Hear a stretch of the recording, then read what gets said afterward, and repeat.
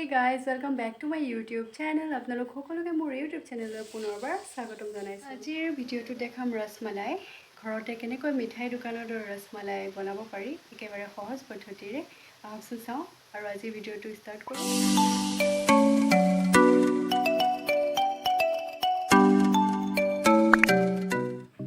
ৰসমালাই বনাবলৈ প্ৰথমতে মই গাখীৰ লৈছোঁ। গাখীৰ মই টোটেল 1 লিটাৰ ব্যৱহাৰ কৰিছোঁ আৰু প্ৰথমতে আধা লিটাৰ গাখীৰ লৈছোঁ। আৰু এই গাখীৰখিনি মই এটা উতল অহালৈকে ৰাখি দিছোঁ। গাখীৰখিনি উতলিছে, এতিয়া মই অলপ লৈছোঁ নেমু ৰস। নেমু ৰস প্ৰায় 3-4 চামুচমান হ'ব।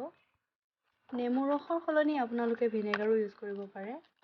এতিয়া নেমু ৰসখিনি মই আধাকৈ গাখীৰখিনি এনেকৈ দি দিছোঁ আৰু ধুনীয়াকৈ মিক্স কৰি দিছোঁ। আৰু এয়া দেখিছে গাখীৰখিনি ফাটিবলৈ লৈছে। নেমু ৰসখিনি দিওঁতে মই গাখীৰখিনি একেবাৰে ল' ফ্লেমত ৰাখিছিলোঁ আৰু এয়া চাওক গাখীৰখিনি ধুনীয়াকৈ ফাটি গৈছে। এতিয়া মই এনেকৈ দুটা পাত্ৰ লৈছোঁ। আপোনালোকে চেকনি ইউজ কৰিব পাৰে ইয়াত। আৰু তাৰ ওপৰত মই এনেকৈ এখন ৰুমাল লৈছোঁ কটনৰ, বেছি ডাঠো নহয় আৰু বেছি পাতলো হ'ব নালাগে। এতিয়া ফটা গাখীৰখিনি এনেকৈ মই ঢালি দিছোঁ ইয়াত।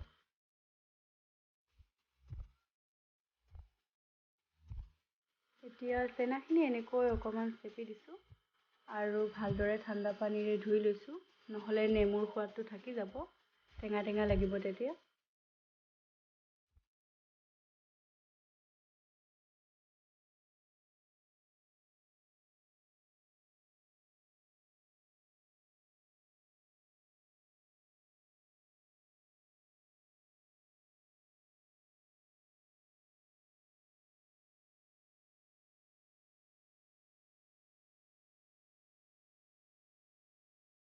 চেনাখিনি ভালদৰে ধুই এনেকৈ আকৌ এবাৰ এনেকৈ চেপি দিছোঁ।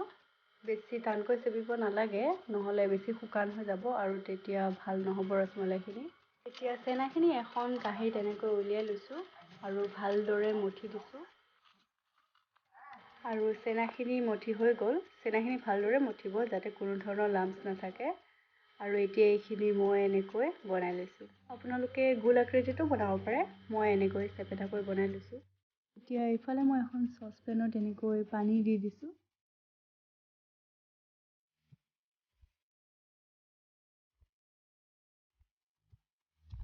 এতিয়া পানীখিনিত মই আধা কাপ চেনি দি দিছোঁ।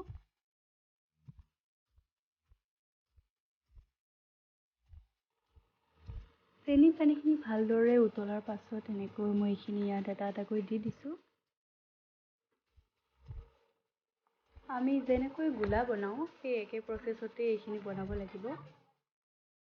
আৰু এয়া চাওক ইমান ধুনীয়াকৈ ফুলি গৈছে, আকাৰটো ডাঙৰ হৈ গৈছে।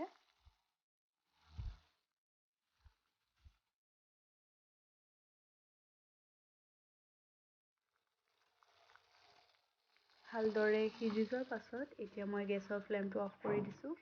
ৰসটো অলপ চেপি পেলাই এনেকৈ মই এখন প্লেটত এনেকৈ ৰাখি দিছোঁ। এতিয়া মই বাকী থকা আধা লিটাৰ গাখীৰ এনেকৈ চচপেন এটাত উতলিবলৈ ভালকৈ ৰাখি দিছোঁ। আৰু কেইটামান কাজু এনেকৈ সৰু সৰুকৈ কাটি লৈছোঁ। আপোনালোকে যিকোনো ধৰণৰ ড্ৰাই ফ্ৰুটছ ইউজ কৰিব পাৰে। মোৰ তাত কাজু আছিল, গতিকে মই কাজুকে ব্যৱহাৰ কৰিছোঁ। আৰু গাখীৰখিনি ভালকৈ উতলাৰ পাছত এতিয়া 2টা ইলাইচি মই ব্যৱহাৰ কৰিছোঁ আৰু কেইচামুচমান চেনি ব্যৱহাৰ কৰিছোঁ। চেনিৰ পৰিমাণটো আপোনালোকে সোৱাদ অনুসৰি বঢ়াই ল'ব পাৰে। আৰু কাটি থোৱা কাজুখিনিও ইয়াত দি দিছোঁ।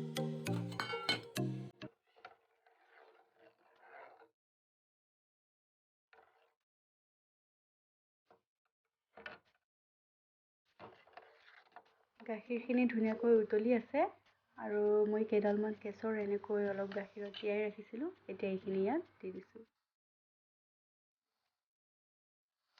কেশৰ আপোনালোকে স্কিপ কৰিব পাৰে, কিন্তু দিলে কালাৰটো ধুনীয়া আহে আৰু গোন্ধটো বহুত ধুনীয়া হয়, সেইকাৰণে মই ব্যৱহাৰ কৰিছোঁ। আপোনালোকে নকৰিলেও কথা নাই।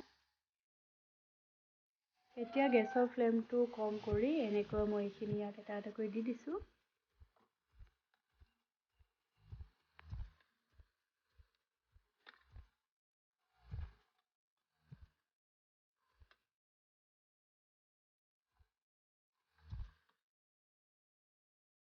আৰু গোটেইখিনি দি হোৱাৰ পাছত এতিয়া মই গেছৰ ফ্লেমটো অফ কৰি 4-5 ঘণ্টামানৰ বাবে ৰাখি দিছোঁ।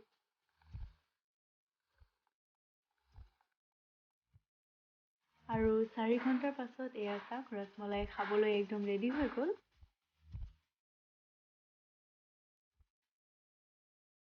ভিডিঅ'টো চাই কেনেকুৱা পালে কমেণ্ট কৰি জনাবলৈ নাপাহৰিব, আৰু যদি ভাল পালে তেনেহ'লে নিশ্চয় এবাৰ ঘৰত ট্ৰাই কৰি চাব।